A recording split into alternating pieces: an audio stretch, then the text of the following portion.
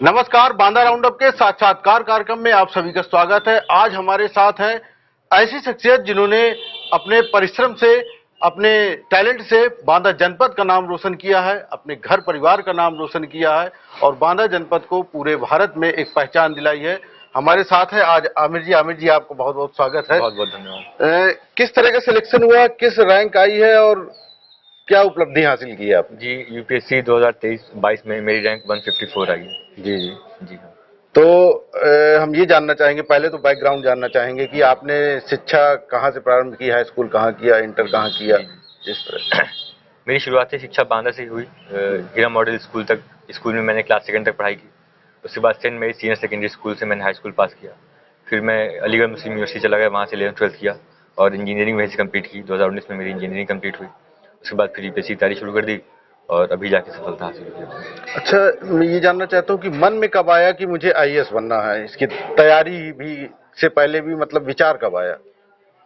मुझे लगता है कि मुझसे पहले मेरे पिताजी के मन में आया था। ये अच्छा उनके मन में अच्छा। हमेशा रहता कि मुझे यूपीएससी की तरफ जाना है। हालांकि मैंने इसके बारे में ज़्यादा नहीं सोचा था, लेकिन जब मैं कॉलेज गया तो पिताजी ने फिर ये मुझे समझाना शुरू किया। तो मेरे दिमाग में भी एक आइडिया आया और मुझे लगा कि हाँ, एक ऐसी चीज़ है जो मैं कर सकता हूँ, मुझे करनी चाहिए, जो ये अपॉर्चुनिटीज़ प्रोवाइड करती है। वो शायद उन अपॉर्चुनिटीज़ को मैं बहुत अच्छे से इस्तेमाल कर सकता हूँ देश के लिए, समाज के लिए।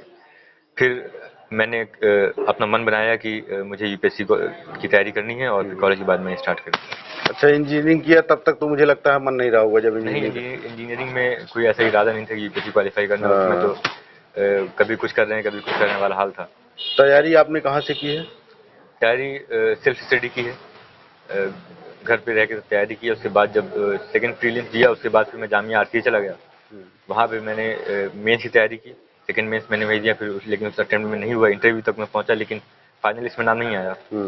इसके बाद थर्ड अटेम्प्ट भी मैंने वहीं से दिया और अल्हम्दुलिल्लाह उसमें मैंने क्वालिफाई किया और रैंक 154 आई। तो तीसरे अटेम्प्ट में जी हाँ, सफलता मिल तीसरा रही है attempt आपको? था। अच्छा, मैं ये जानना चाहूँगा कि जैसे बांदा के लोग लड़के हैं तो उनको ये लगता है कि आईएएस एक बहुत बड़ा ख्वाब होता है, सबके लिए होता है, बांदा क्या कहीं के भी कुछ भी हो।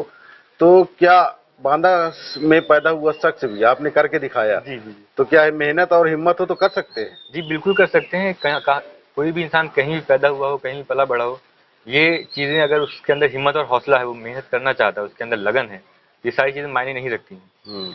अब कोई अगर बड़े शहर में पैदा हुआ है तो उसकी अलग मुश्किलात होती हैं, जो छोटे शहर में उसकी अलग दिक्कतें होती हैं। छोटे तो शहर हर की जगह की दिक्कत ये होती चैलेंजेस। है कि जैसे हमें क्या सिलेबस नहीं मिल पा रहा, पूरी किताबें नहीं मिल पा रही हैं, तो छोटे शहर में भी रह के क्या पढ़ाई की जा जी सकती हाँ, है? बिल्कुल। अब तो इंटरनेट और डिजिटल एजुकेशन के थ्रू हर चीज़ अवेलेबल है। इनफैक्ट मेरा छोटा भाई भी घर पे रह के ही नीट की तैयारी कर रहा है।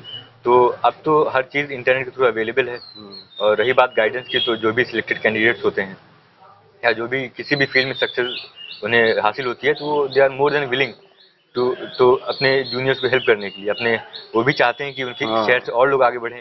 तो आप उन्हें अप्रोच कीजिए। वो अच्छा, इतना बड़ा सिलेबस होता है और कई सब्जेक्ट भी होते हैं, तो उन सब की तैयारी एक सीमित समय पे करनी पड़ती है। तो लोगों के मन में बहुत सा डाउट ही होता है, तैयारी करने वाले स्टूडेंट के मन में, कि कितने घंटे रोजाना पढ़ें। इसको थोड़ा क्लियर करिए आप। देखिए, अगर मैं घंटे बता दूं, मान लीजिए मैं बोल दूं कि 8 घंटे रोज पढ़ना है हाँ, और आपका 8 घंटे में सिलेबस कंप्लीट नहीं हो पा रहा, तो क्या आप सिलेबस छोड़ देंगे? सही या बात। मैं बोलूं कि आपको दिन में 12 घंटे पढ़ना है, आप 12 घंटे नहीं पढ़ पा रहे हैं, या आप फिर प्रिपरेशन छोड़ देंगे? तो घंटे कितने पढ़ना है ये मायने नहीं रखता है। आपका एक टारगेट होना चाहिए। आपका सिलेबस डिफाइंड है यूपीएससी का। आपको लिमिटेड टाइम में सिलेबस कंप्लीट करना है। आप उसको ब्रेक डाउन कर लीजिए, मंथली प्लान बना लीजिए, अपना वीकली प्लान बना लीजिए और डेली प्लान बना लीजिए, और आपको उस टारगेट को पूरा करने की कोशिश करनी है।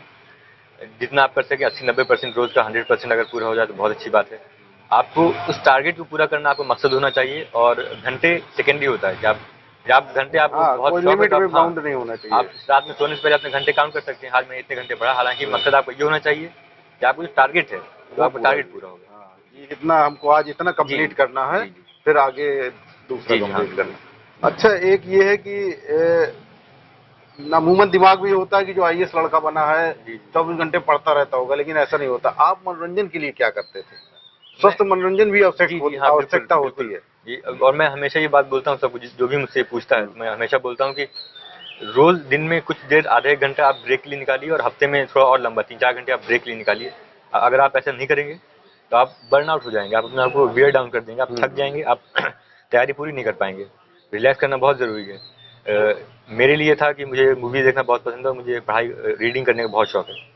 मैं रोज़ रात में सोने से पहले कुछ देर पढ़ता था और हफ्ते में 1 या 2 मूवीज़ देख लेता था, तो उससे मुझे बहुत अनवाइंड करने में बहुत हेल्प मिलती थी। अच्छा, अभी आपके वो बता रहे थे कि आप मतलब अपने सिलेबस से हट के भी किताबें जी, खरीदते जी। थे, तो वही पढ़ते रहे होंगे। हाँ, हाँ, वो मैं पढ़ता था। अच्छा, पढ़ने में क्या रुचि रहती थी? मतलब उस तरह का साहित्य पढ़ते जी, थे जी। या एंटरटेनमेंट या किस तरह का?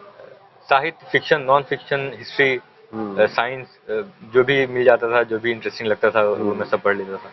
अच्छा, अब लास्ट में ये जानना चाहूँगा कि क्या आप कहना चाहेंगे जो लड़के तैयारी कर रहे हैं उनके लिए कि हिम्मत ना हारे लोग? जी, जी, जैसे हाँ, आपने तीसरे अटेम्प्ट में किया, हाँ, हो हाँ, सकता है कुछ लोग तो हार जाए जी, हिम्मत, जी, हाँ, हाँ। तो क्या कहना चाहेंगे उनको? जी हाँ, बिल्कुल जो आपने बात बोली बिल्कुल सही बात है, वही मैं बोलता हूँ, वही मैं बोलना चाहूँगा कि इस एग्ज़ाम में ऐसा है कि कोई फर्स्ट अटेम्प्ट में भी निकल सकता है और उतना ही काबिल इंसान उसको 5 अटेम्प्ट लग सकते हैं। तो अगर बीच में हिम्मत हार जाएगा तो फिर तो सफ़र ख़त्म हो जाएगा।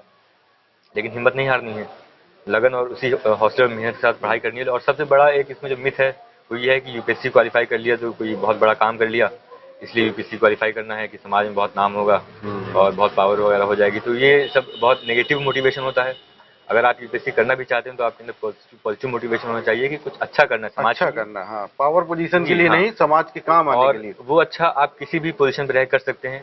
तो जब आप इस माइंडसेट के साथ तैयारी करेंगे तो अगर आपको नहीं भी होता तो आप हिम्मत नहीं हारेंगे, ज़िंदगी से मायूस नहीं होंगे और फिर उसके बाद आप कुछ भी करेंगे, हाँ, तो उसमें आप उतनी ही लगन और मेहनत के साथ वो काम बिल्कुल, कर बहुत पाएंगे। बढ़िया बताएगा। अगर आईएएस नहीं भी बने तो आप जी, जीवन में कुछ न कुछ जी, अच्छा जी, करेंगे, जी हाँ, और अच्छा करने का उद्देश्य तो आपको नकारात्मकता भी नहीं जी, जी, आएगी। जी, बिल्कुल। अच्छा, क्या कभी तैयारी करने की सोच से लेकर के आज आप बन गए हैं, जी, जी। यहाँ तक कि बीच में क्या कभी ऐसा लगा कि मैं नहीं कर पाऊंगा?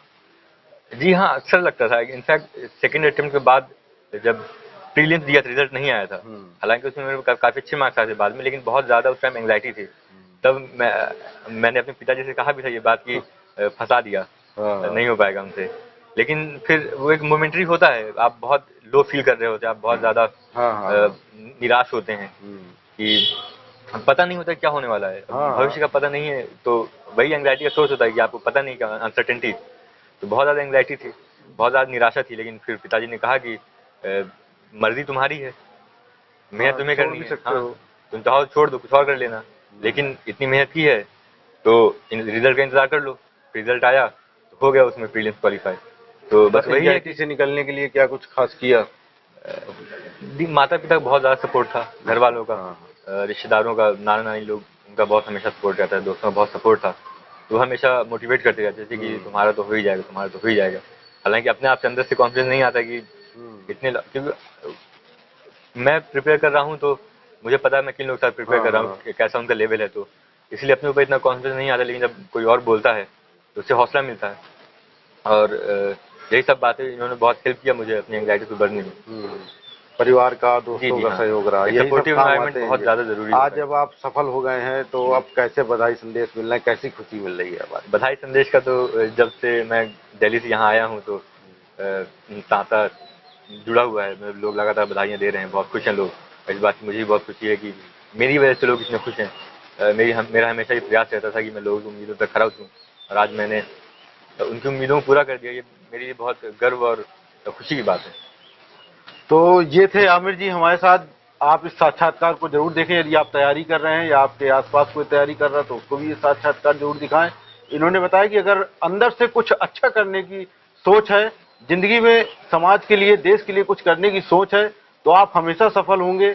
ये इस सोच के साथ ही इन्होंने भी तैयारी की और आज वो सफल हो गए हैं। तो हमारे इस चैनल को देखने के लिए धन्यवाद। सब्सक्राइब करना ना भूलें और शेयर करना ना भूलें। आपके जिले का अपना चैनल है। धन्यवाद।